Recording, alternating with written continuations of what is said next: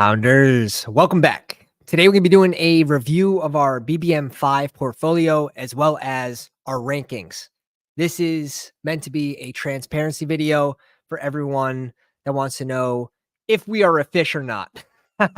So jumping into the big board too, we can start there with some of those exposures, which for me, it was really big to hit on some of these rookies. I'm just going to touch on the big board real quick before we jump into BBM expos. And for me, it was rookies. It was some of the free agents as well, with Darnell Mooney hitting a really good landing spot.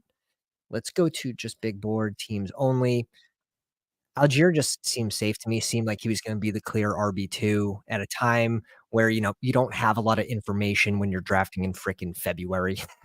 You could sort of assume that they're not gonna draft another, RB where they have Bijan, so he felt like a good click to me super early.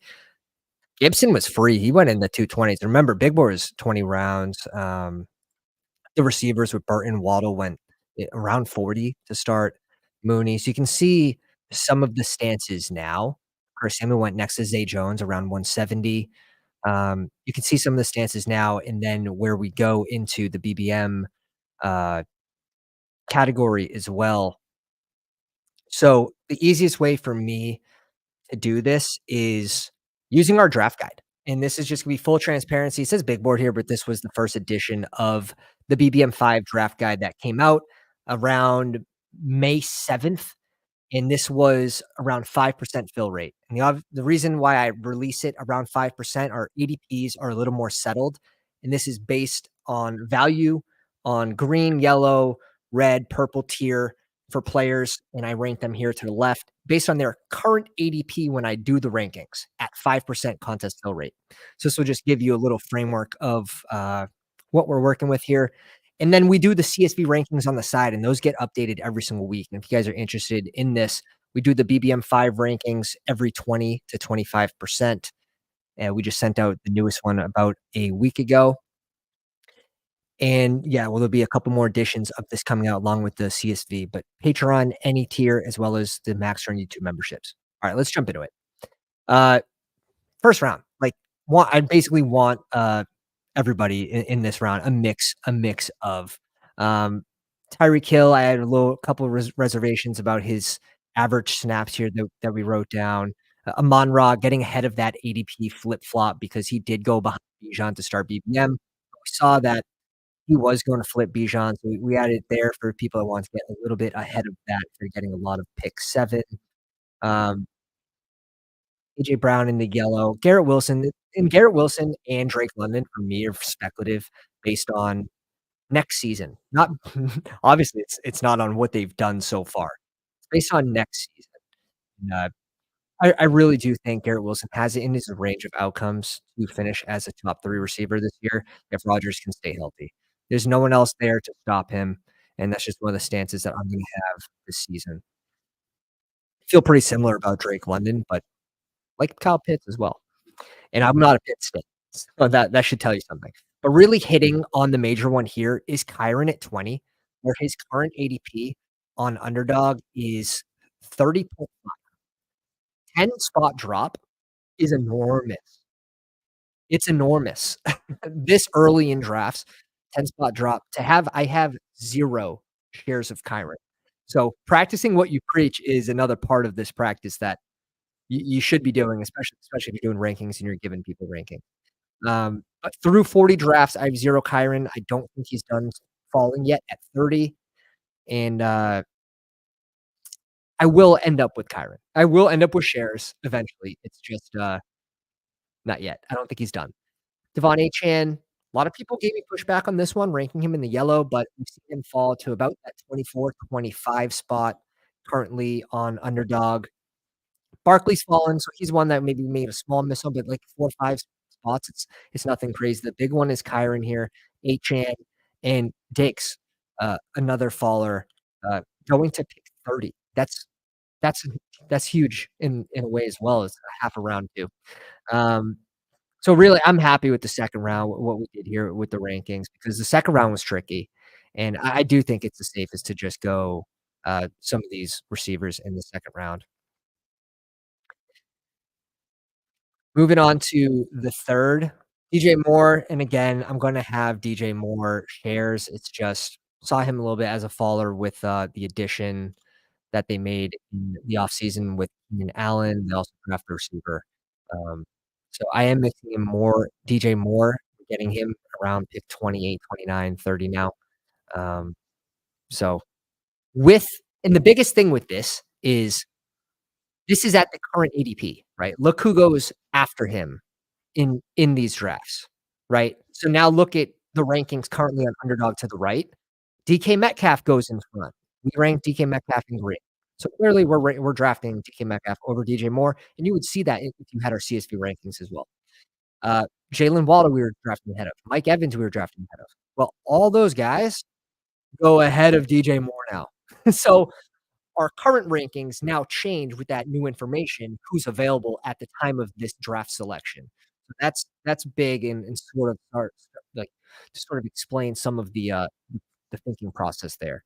But some GMs, Fantasy Football Garage, a grinder YouTube. Check out his channel as well. C40, what's up? Kevin, can we out you? What's up, guys? This is a live video. So if you guys have questions about any of this stuff, any about my exposures, like go ahead, send them in the chat. Josh Allen, he's been falling. All these elite QBs have been falling, and I did mention that the late QBs are probably the teams that you wanna be building right now, and now actually we're seeing that those QBs are the biggest risers on the week, like, sort of week after week, just because you're getting starting players in the 200s right now with Derek Carr. Uh, multiple QBs in the 200s. But Henry, Josh Jacobs, this is another major smash. The Jacobs in red now goes at pick 52. This this was this was a major smash. The some of the biggest fades here, that we hit on, so it does feel really good. Curious Neighbors is up 1 pick. But who goes behind him at the time when we're ranking him here in the yellow? That's the biggest thing.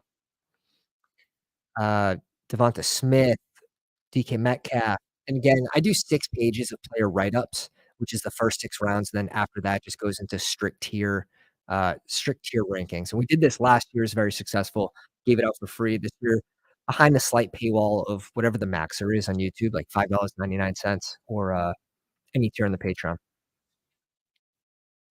Goddamn. I don't StreamYard. Sometimes, my man. Alright, let me know if that does it.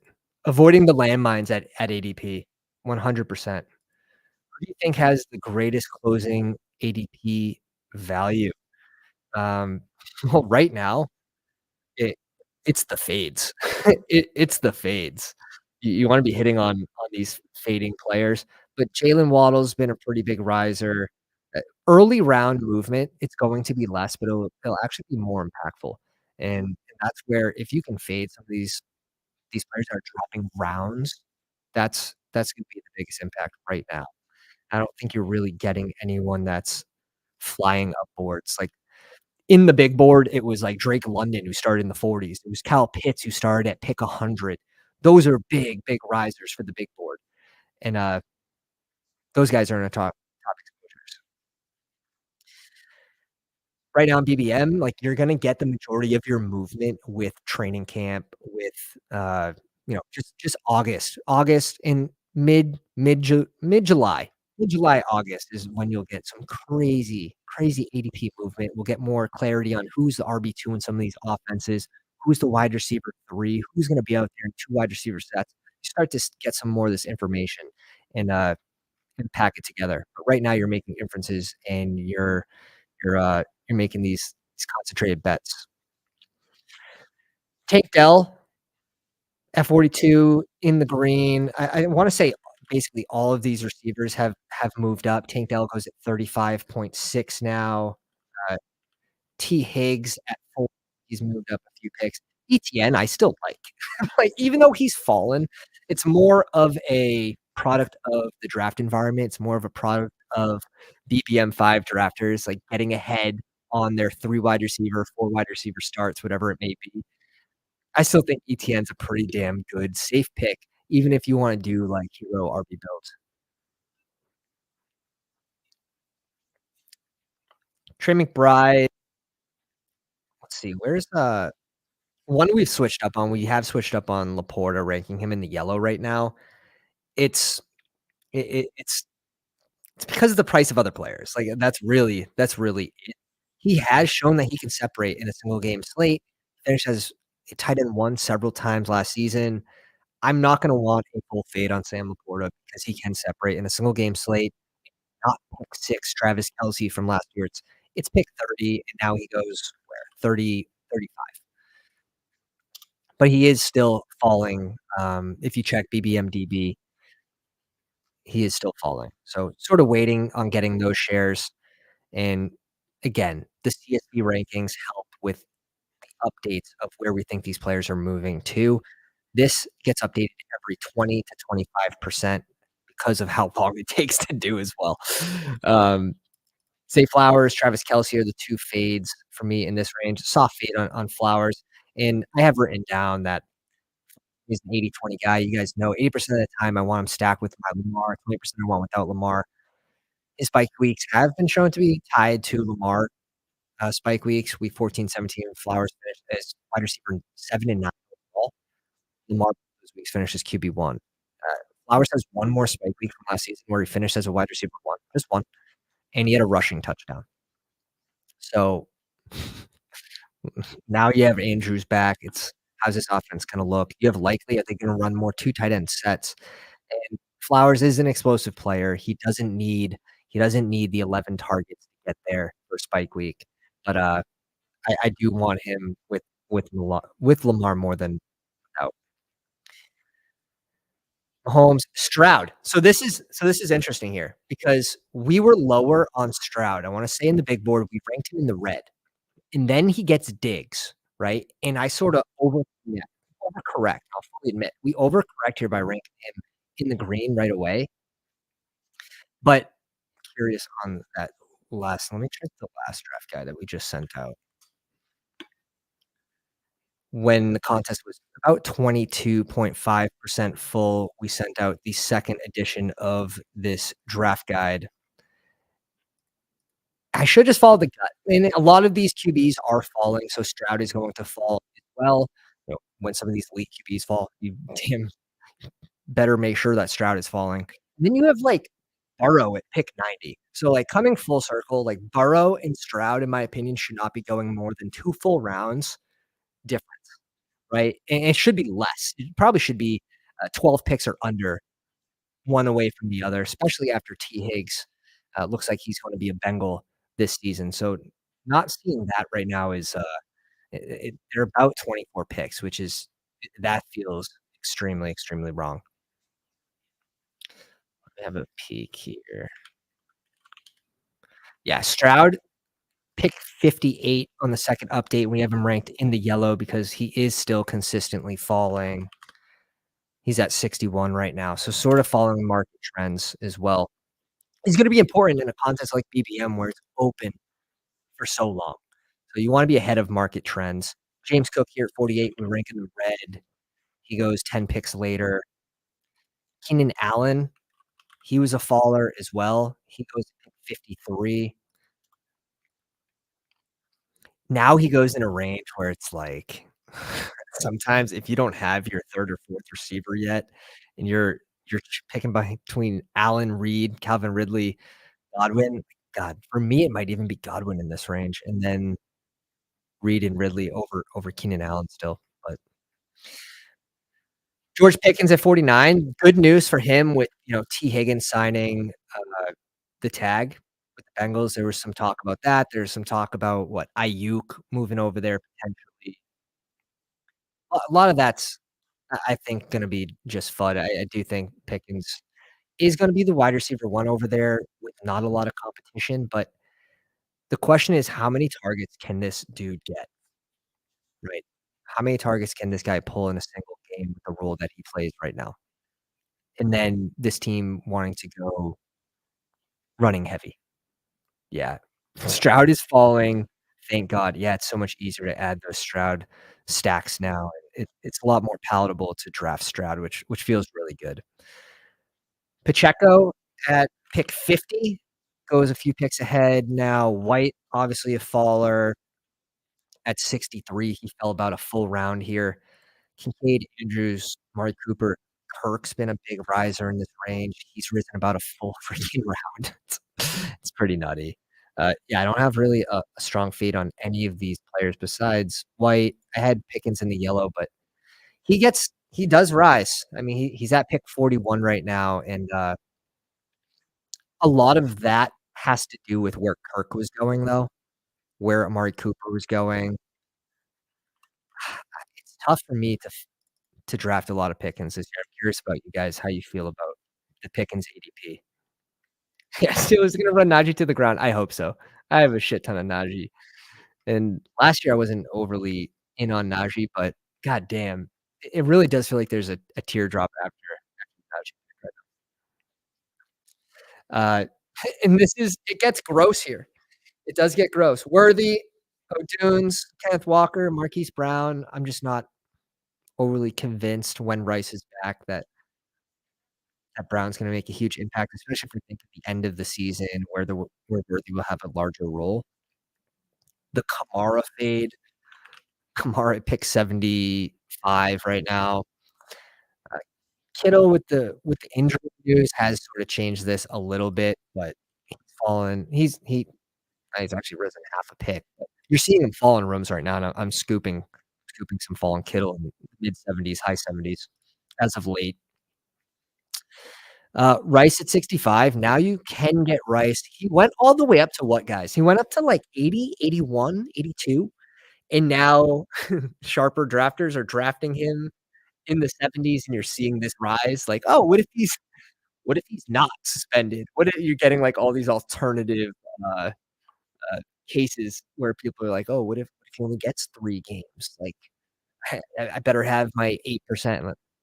I feel that way anyways. Like, I would definitely have my 8%. This was basically just seeing that he wasn't done falling. Now he goes pick 73, and we're getting our 8% Rice. All right, round 7 to 8. Um, Ingram, Montgomery, Ladd, Chris Godwin, and I've since come around on the Montgomery the Montgomery click.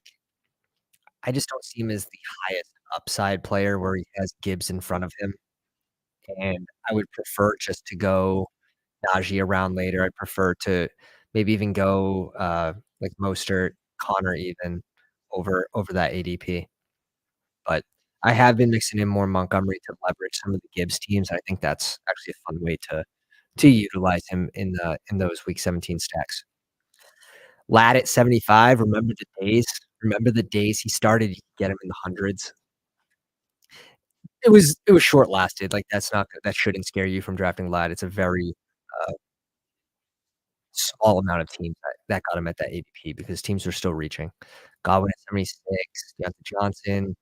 JSN, I'm sort of coming around to him, marking him in the yellow because there's after he's off the board, like, if you don't have 4 receivers, there's a long wait for receiver. I think Seawalk goes close to him, and it's like Sutton and Lockett. Kyler, Zamir, Keon Coleman, he rose up, and now you're seeing him start to fall a little bit. All these rookies seem to be falling just a little bit that went in that range, including Ladd, including, TJ. Swift, I think I've come around on Swift too, like, where I'm just not drafting a lot of them. I wasn't impressed with what he did in Philly on a run-heavy team with a great O-line. Goddamn, it just seems like he's just so good at getting his teammates touchdowns, whether it's Jalen Hurts or Jamal Williams, that I'm making a pretty large bet this year on Rashawn Johnson, gaining some sort of red zone role, and if it's wrong, like, who really cares? He goes to pick, 190, but if you're right, it could be massive. Christian Watson, Jordan Love, James Conner, Jake Ferguson.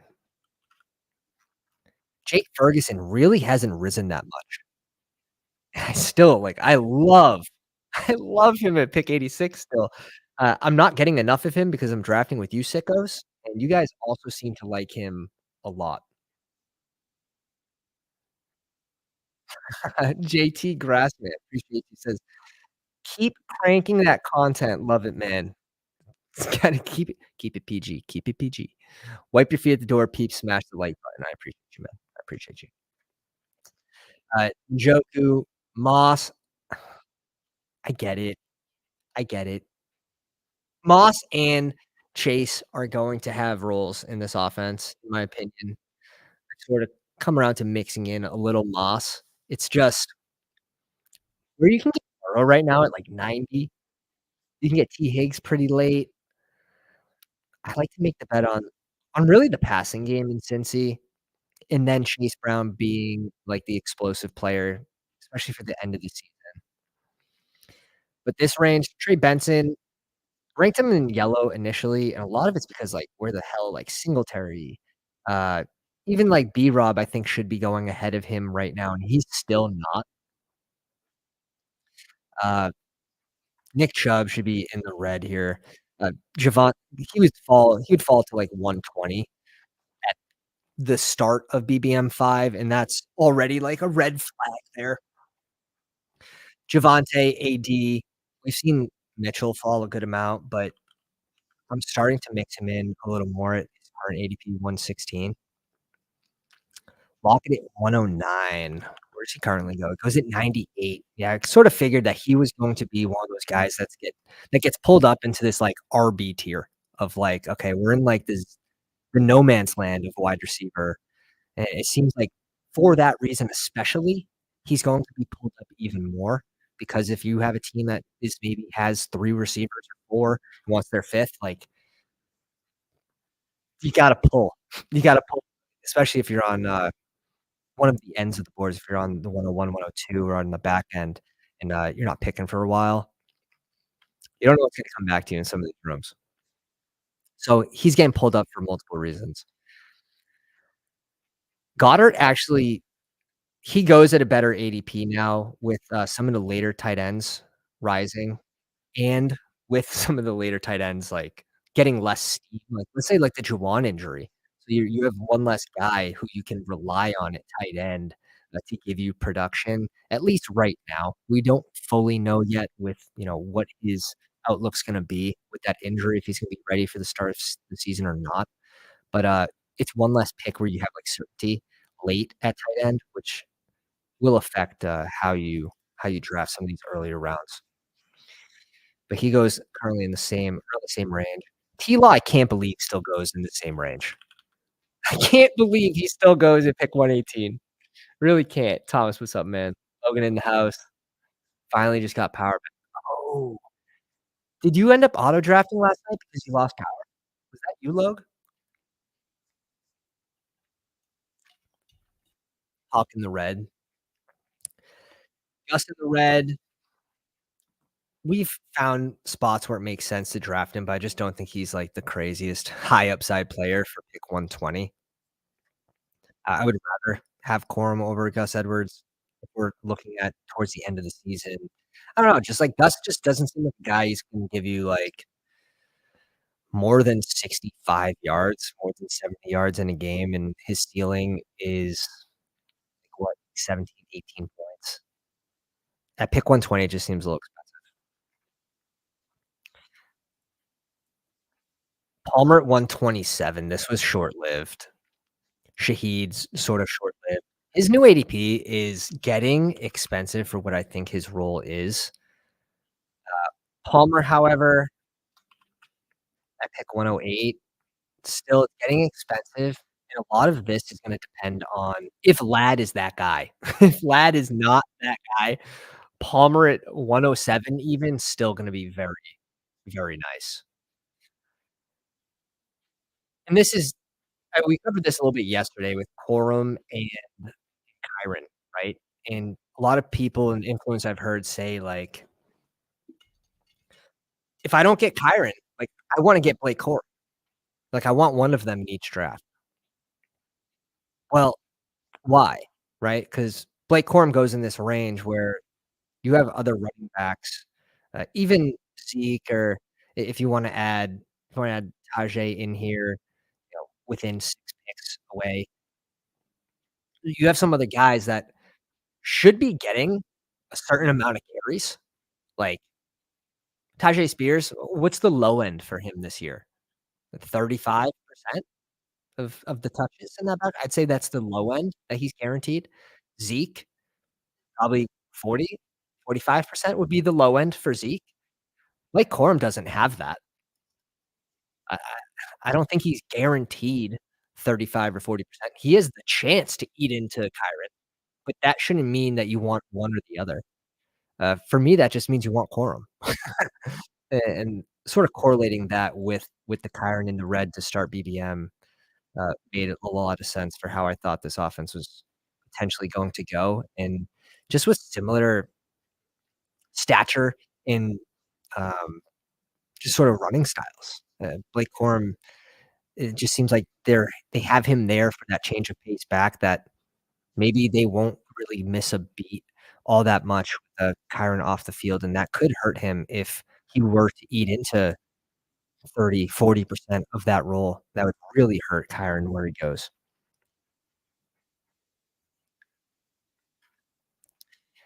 Judy fade, I mean, I don't think this should surprise anyone. Judy won me 25K, and I still fade him, so that should tell you something. Downs at 132. Where's Downs now? Similar range. I still like him at this range as well, and I like these indie players for a little bit of certainty with Joe Flacco. If you have the starting QB go down, it's nice to know that the backups, you're probably not gonna miss a step, and maybe even Flacco could be a better passer, than A-Rich. And you have the same exact sort of you have the same exact sort of, insurance plan with Atlanta players, right? Where you have Kirk Cousins, and then you have Michael Penix Jr. So if Kirk Cousins' Achilles blows up, might not be the worst thing in the world. Obviously, like, you want Kirk Cousins. If you're drafting Drake London where you are, and Pitt's not as much, pick 60. Drake London in F14, you want Kirk Cousins. You definitely do. But, it's not bad to have an insurance plan, as a backup QB. Brandon Cooks, Jerome Ford, Ricky Pearsall, who, like, fell, and then he got some steam again, and he's back in a similar range at pick 139.5. Pat Fry, the early fade on Troy Frank, where a lot of other people are steaming him. It's it's Denver. I'm just not gonna wanna be heavy on many Denver players, but, that's just me. I have come around to adding more Jaleel. I want more Jaleel McLaughlin. After the coach speak of, like, that 40-40, uh, 20 split, how they see the running back room going, or 45-40-15, whatever it was, that tells me you wanna find the RB2 in that backfield.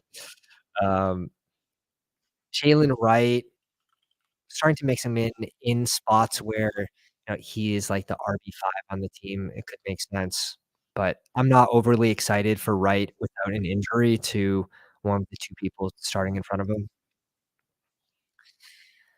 Wicks, I'm just not a Wicks guy. Like, I'm just not a Wicks guy. And I get, like, where he goes now, I'm especially not a Wicks guy at 123, but someone's gonna miss in this offense. If it's not Seward, if it's not Reed, if it's not Dobbs, and Dobbs played the most snaps out of any Green Bay receiver last year. Um, there were injuries to Seward, obviously, which opened up opportunities for Wicks. They are going to use all of these guys. If I had to guess, you're gonna see a mix of all of these guys, and Wicks is good enough to get on the field. I'm just not it doesn't excite me as if, like, you know, I'd rather take a shot on a rookie that could be the wide receiver 1 on their team, or Mooney, who's gonna see a guaranteed set amount of snaps as the wide receiver 2 on that team. So, even if Bijan might pull more target share, Pitts, etcetera, it's still the wide receiver 2 on the field on the pass heavy team. Uh, I think we have a board bet. Let me check board bets here on the Discord. Oh, we didn't write it down. Did we not write it down? No, we got it. We got it. Me and Ben. Mooney outscores Wicks for a tequila bottle. So, we're, no odds. I don't get any odds, even though, Mooney's going later, which is fair. It's fine. A fun little board bet between the boys. Ty Chandler, I'm mixing in now. Where's he headed? I know he's rising. Yeah, 143. We've changed stances on this relatively early into the this edition of the draft guide. Chuba has fallen, but now I like him at his price of 170. You've heard me say it before, like, what's the difference between Chuba and, like, Jerome Ford, right? When you think of, like, week 10 when Nick Chubb's back, week 10 when Brooks has the majority of the carries in Carolina, what's the difference between Chuba at and he used to go in the 170s and Jerome Ford at pick, you're paying 127. There's really not a big difference. Now, we know Cleveland knows how to run the ball, which, that's a positive thing, but, it's quite the discount for players that are in similar situations with, when the true guy shows up and he's healthy, um, you're probably gonna need an injury to see your ceiling, in that specific role, and Chuba you can use in very similar builds that you would use Jerome Ford in. Like, if you're drafting Brooks, um, like, you would want if you're drafting, let's say you're drafting Nick Chubb, like, you could pair it with Chuba, who will be potentially on the field more earlier in the season as Brooks starts to get back on his feet in football form. I like that a lot more. Chuba a lot older than Brooks. I'm not saying Chubb older than Brooks. Yeah, that's fair, but Nick Chubb's also a lot better than Brooks. So, I get it, the knee they both are coming back from knee injuries. Yes, one's younger, so does the older guy have a higher chance of re-injuring? Sure. Like, we'll 100% give you that one, but I don't know, 40 pick difference on it right now for similar outlooks. I don't know. You're drafting a bunch of rookies, like, Chuba's a great pick. It just seems like that difference shouldn't be that much. I think they should be going within 2 rounds of each other, and now you're getting, you know, a little more reasonable.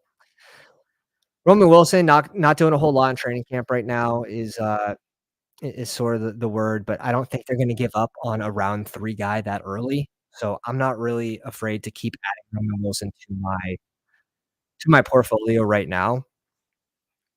Pittsburgh's been very good at drafting receivers, guys. Been very good at drafting receivers. They're not gonna give up on a round 3 guy so early, so even with negative camp news, like, I'm getting Roman Wilson falling to me at 170, and it's gonna be a spoon. I'm just gonna scoop it, so Kendrick Miller at 159, I remember the days. I remember the days. Pick 137 now. It's sad. But Ray Davis, not really getting a big rise. Pick 160.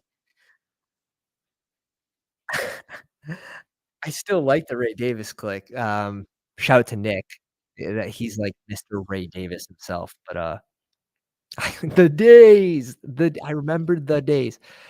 I still like the Ray Davis click though, especially if you don't have Josh Allen, you're trying to leverage some of those rushing touchdowns that Allen has gotten in previous years. I think it's a good way to get a speculative way. Hunter Henry, Jermaine Burton at 164. He's up more than a round. The Thielen fade, it's a me thing. It's a me thing. Gibson, I still like in this range. Corley, we liked. Vidal, likely, I'm starting to add more of now that, he's going in the 180s. I like him in those 3 tight end builds. I think you can add him in some of the 2 tight end builds where you have an elite as well.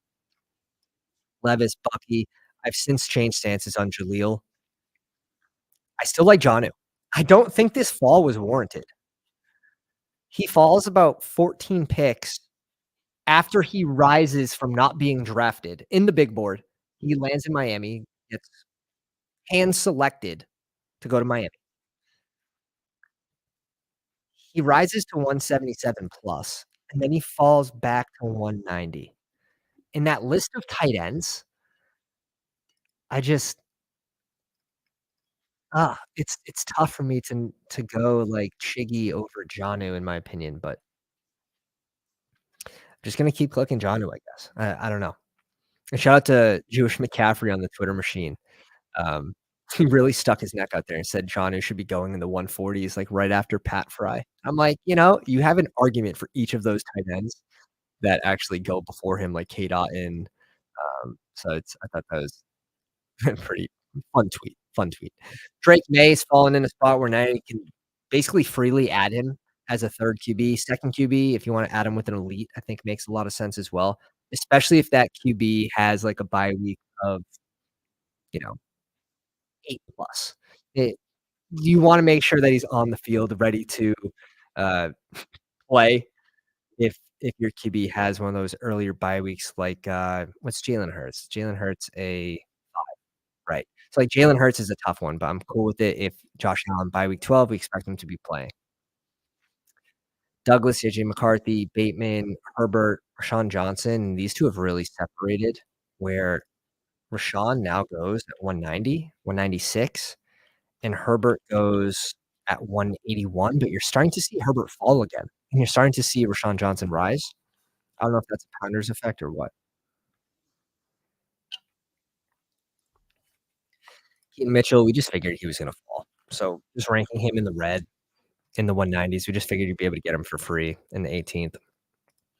Devontae, Bryce Young, Tracy, Fant, Malik Washington, Derek Carr, like, these late QBs, obviously, you can see we really, really like, the price on these guys and just having certainty of their roles, being on the field. That's why you're probably seeing a lot of the elite QBs fall too, is because you can get 3 starters at QB, you can correlate them for cheap at the end of your drafts. That's really really freaking nice.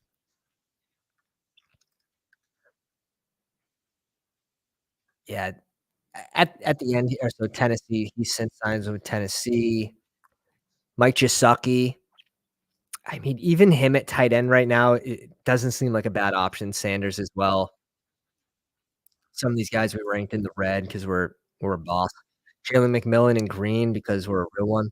Trey Palmer. Here's the honorary mentions that didn't go in the 18th. Parker, AT, Hyatt, Zay Jones rises up, Sam Darnold duck, Jelani Woods, Knox, some late guys.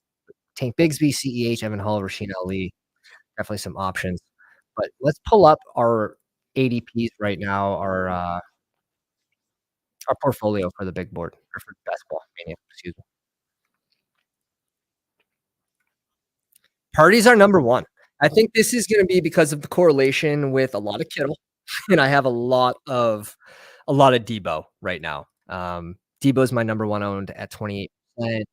Kittle's number 2, so I'm glad to see that, you know, Purdy's up there. We're correlating. It all makes sense. It looks good. Rodgers at 14%. I think I'm just backstacking a lot with Corley, um, getting Conklin as well, just one of those easy QBs. He falls typically. He'll fall to, like, 170. It just seems so easy to backstack. T-Law at 14%. I'm cool with this right now. Jalen Hurts, I don't mind the elite QBs, especially if you think you can outdraft people in the middle rounds, in the later rounds. Elite QB will give you an advantage if you are outdrafting people consistently in these middle and late rounds. So I don't mind the challenge of bringing in these elite QBs, even though they're falling a few picks right now. Um, but T-Law, this one to me is he's like one of the best discounted QBs in my opinion. But John Watson, Burrow at 9%, I want this to go way up, and I'm glad we're not, like, super overly high on Burrow because now you can stack him with those chase stacks at, like, 93, 94 on that side of the board, like, a full round later, which feels really good. So I'm gonna have a ton of Burrow, by the end of this contest, Phil. Singletary, our number 1, and he goes so close to B-Rob, and B-Rob, I probably I see them in a similar light, actually, I really do. One has a Russian they both have Russian QBs behind them. Um, Singletary probably has the better chance to own more of the work share of his offense at RB where Eckler, he is a red zone guy. He could spell some of B-Rob. Could Jaden Daniels also spell B-Rob a little bit? Sure, but, we're also really high on Brian Robinson. Brain, Brian Robinson, 14% still, but they go right neck and neck, and it does seem like Singletary's bye week 11 seems to work a lot better with my builds, and he's been a big riser. He's been a huge riser, and when Nick and I did the CSB rankings to start the Bestball Mania tournament, we had Singletary going closer to 100, and, he started at shit, he started around 129.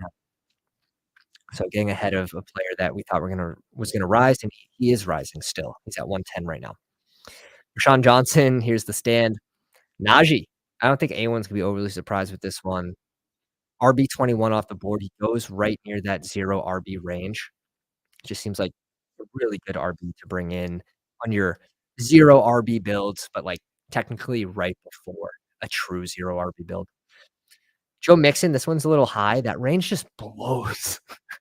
I re I hate that range where I just like, alright, Mixon makes sense. I usually have a playoff correlation with him too, so bringing in Mixon makes sense for me. Antonio Gibson, Demont, Breece Hall at 16%. I'm just getting a lot of pick 7 and 8.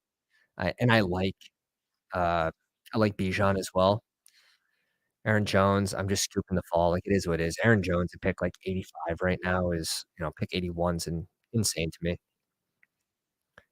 I don't view Ty Chandler that close to Aaron Jones. I don't think you should either. I still think Ty Chandler's a good pick because Aaron Jones, 1, chances of getting injured are pretty high, and 2, he's not a full-on workhorse, which could make both picks good at their respective prices. That's sort of the way I view both of them. Charbonnet, Chase Brown, UCB, Rob right here. So a lot of, like, 0 RB type guys in here besides Joe Mixon and Breece Hall, but I can't control what number pick I get in the draft.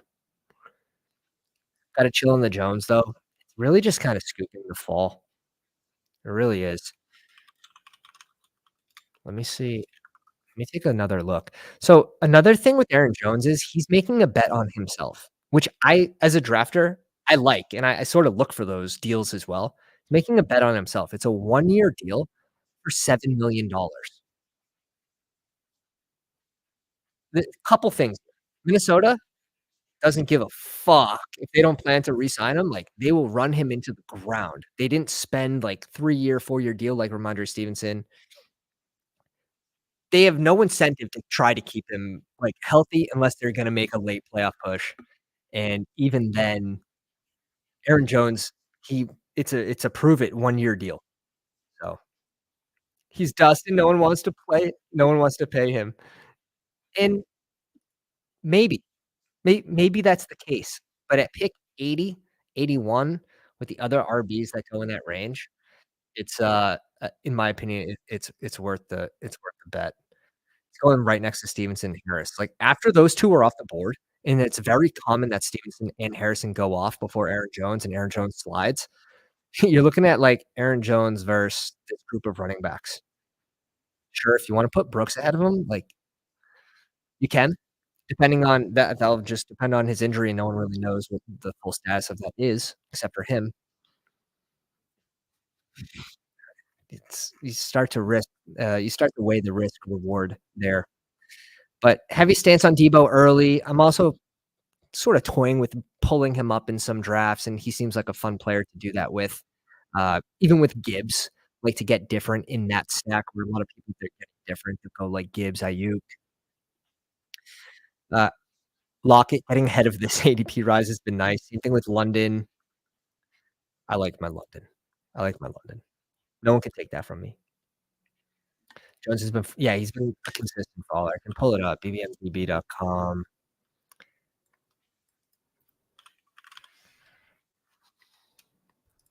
In the last week, he's fallen 4.5 spots, and last month, he's fallen 8 spots. So, really, it's been the last week, that's really pushed this ADP, but you're also getting Stevenson positive news, right, with that big contract. But luckily, I'm already ahead of ADP on Stevenson too, but yeah, I how much further can Aaron Jones fall? That's my question. If he's dust, how does he rush for over 100 rushing yards against San Fran? He didn't let up 100 rushing yards to a running back in, like, 2.5 seasons in the playoffs.